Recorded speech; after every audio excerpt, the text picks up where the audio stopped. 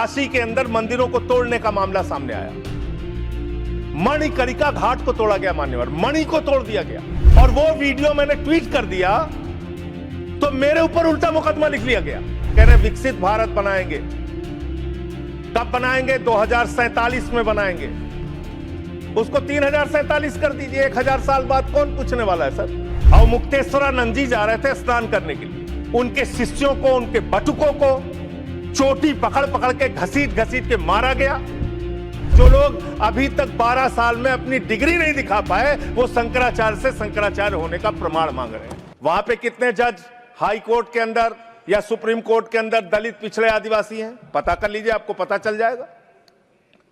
तो अगर कहीं उनके साथ न्याय की बात आती है तो आप न्याय नहीं, नौटंकी करते हैं, जानबूझ के दिखाने की कोशिश करते हैं कि आप उनके हितैषी हैं, जबकि आप हैं नहीं। आपको है ना, और पूरे देश का वातावरण खराब किया आपने। मैं इस सदन के अंदर आपके माध्यम से सरकार को प्रस्ताव देना चाहता हूं, अगर आपकी नीयत साफ है तो हर विश्वविद्यालय में 2 तरह की कमेटी बनाइए।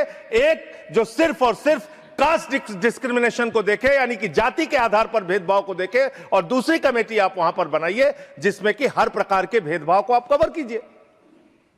कोई झगड़ा ही नहीं होता। भाषा के आधार पर भेद, लिंग के आधार पर भेद, किसी भी प्रकार का भेद, उसको देखने के लिए एक कमेटी बनाते, और जाति के आधार पर हो रहे भेद को देखने के लिए एक कमेटी बनाते। कोई झगड़ा ही नहीं होना था। आपने जानबूझ के झगड़ा कराया। दूसरी बात मान्यवर, अभी मैं पिछले दिनों एक पदयात्रा कर रहा था मिर्जापुर से लेकर काशी तक, और उस दौरान काशी के अंदर मंदिरों को तोड़ने का मामला सामने आया। मणिकर्णिका घाट को तोड़ा गया, मान्यवर, मणि को तोड़ दिया गया। माता अहिल्याबाई होलकर जी की प्रतिमा को तोड़ दिया गया, और वो वीडियो मैंने ट्वीट कर दिया तो मेरे ऊपर उल्टा मुकदमा लिख लिया गया। कितना मुकदमा लिखेंगे आप?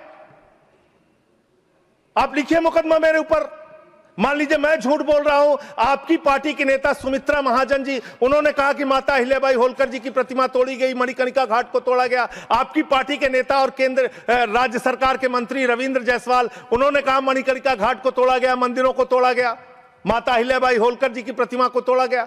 आप उन पापियों के खिलाफ कार्रवाई करने के बजाय मेरे ऊपर एफआईआर कर रहे हैं। आप ऐसा शब्द मत बोलिए। कौन जिन लोगों ने तोड़ा, मान्यवर, जिन लोगों ने मंदिर तोड़ा, उन गुनहगारों को मैं चाहता हूं, चलिए गुनहगार कह देता हूं, भाषा शैली में, चलिए मान्यवर, गुनहगार संयम के साथ साथ उन गुनहगारों को जिन्होंने उस पुरातन पवित्र मणिकर्णिका घाट को तोड़ा, माता अहिल्याबाई होलकर जी की प्रतिमा को तोड़ा, कार्रवाई उन पे करने के बजाय आपने मुझ पर एफआईआर कर ली। मैं आपके माध्यम से सरकार से मांग करता हूं, अगर आपने कोई तोड़फोड़ वहां पर नहीं की है, 3 सदस्यों का, और तीनों बीजेपी के रहे, मैं तो कह रहा हूं 3 के तीनों बीजेपी के लेके जाइए। आप 3 सदस्य भेजिए बीजेपी के संसदीय दल के, और वहां पर दिखाइए कि माता अहिल्याबाई होलकर की प्रतिमा है, वहां दिखाइए मणिकर्णिका घाट को नहीं तोड़ा गया है, और फिर जो कार्रवाई आप मेरे ऊपर करना चाहें कीजिए।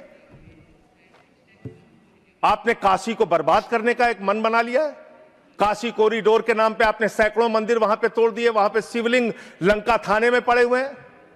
यह घटना अगर किसी विपक्ष के राज्य में हुई होती, आप पूरे देश में हंगामा कर देते, फसाद करा देते पूरे देश में। लेकिन आपने वहां मंदिरों को तोड़ा, पवित्र घाटों को तोड़ा।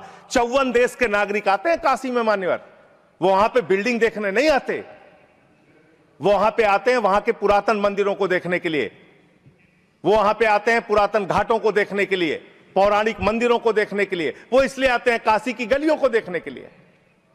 आप वहां तोड़फोड़ कर रहे हैं। जाके पूछिए वहां के लोगों से कितना गुस्सा और नाराजगी उनके मन में है।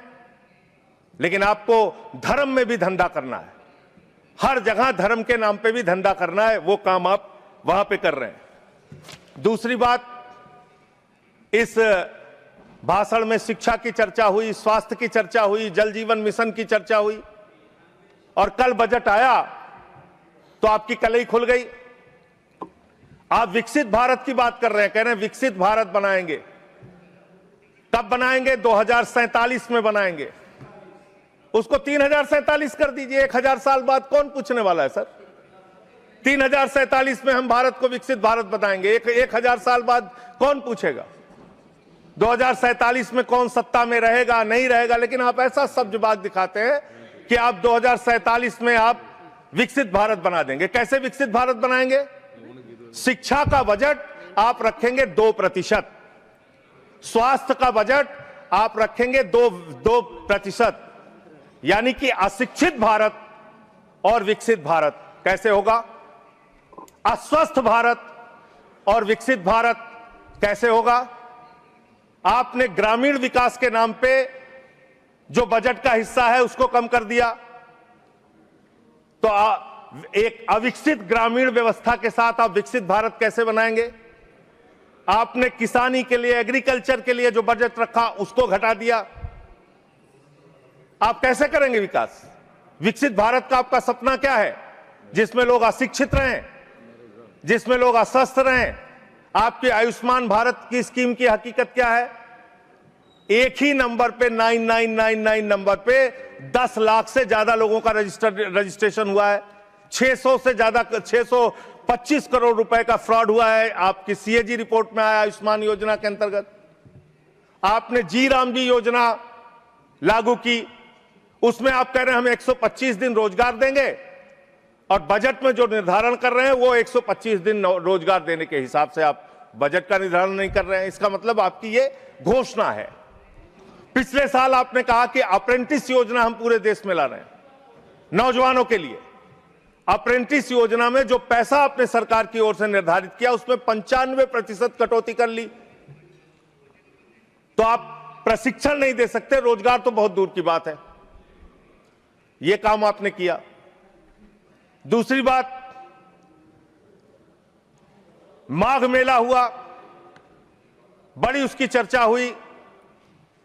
आप हमेशा चर्चा करते हैं, महाकुंभ के बारे में चर्चा करते हैं, माघ मेला के बारे में चर्चा करते हैं, लेकिन वहां बड़ी एक अप्रिय घटना हुई मान्यवर, बहुत ही दुखद घटना हुई। शंकराचार्य जी परम पूज्य अवमुक्तेश्वरानंद जी जा रहे थे स्नान करने के लिए। उनको प्रशासन के द्वारा उनको रोका गया। उनके शिष्यों को, उनके बटुकों को चोटी पकड़ पकड़ के घसीट घसीट के मारा गया उनको। और इतना ही नहीं, उनकी एक मांग थी कि अगर प्रशासन या सरकार मुझसे वार्ता कर ले और अपनी गलती मान ले तो मैं स्नान करूंगा। ना उनसे किसी ने माफी मांगी और ना ही वो स्नान कर पाए। बिना स्नान किए शंकराचार्य जी वहां से चले गए। और भी शर्मनाक बात यह है, आप कितने बड़े धर्म के ठेकेदार हैं। आप देखिए कि आप शंकराचार्य जी को तहसीलदार के माध्यम से चिट्ठी भेज रहे हैं, कह रहे हैं बताओ आप शंकराचार्य हो कि नहीं हो। अरावली पर्वत को साबित करना है, बताओ तुम अरावली पर्वत हो कि नहीं हो। दिल्ली की जहरीली हवाओं को साबित करना है, बताओ हवाओं तुम जहरीली हो कि नहीं हो। इस देश के मतदाताओं को साबित करना है, बताओ तुम भारत के नागरिक हो कि नहीं हो। और शंकराचार्य जी को साबित करना है, बताओ आप शंकराचार्य हो कि नहीं हो। जो लोग अभी तक 12 साल में अपनी डिग्री नहीं दिखा पाए, वो शंकराचार्य से शंकराचार्य होने का प्रमाण मांग रहे हैं। यह है आपकी धार्मिक ठेकेदारी। इस तरह से आप धर्म की ठेकेदारी करना चाहते हैं तो देश के अंदर नफरत फैलाकर जो आप राजनीति कर रहे हैं, लोगों के हक को मार के जो आप राजनीति कर रहे हैं, इसका कोई बहुत देश के विकास, कम से कम विकसित भारत आपकी इस विचारधारा, इस सोच से तो नहीं बन सकता। विकसित भारत के लिए यह विचारधारा आपकी काम नहीं करेगी। नफरत फैलाओ और राज करो की, अंग्रेजों की जो विचारधारा थी, बांटो और राज करो की जो विचारधारा थी, उससे नहीं बन सकता।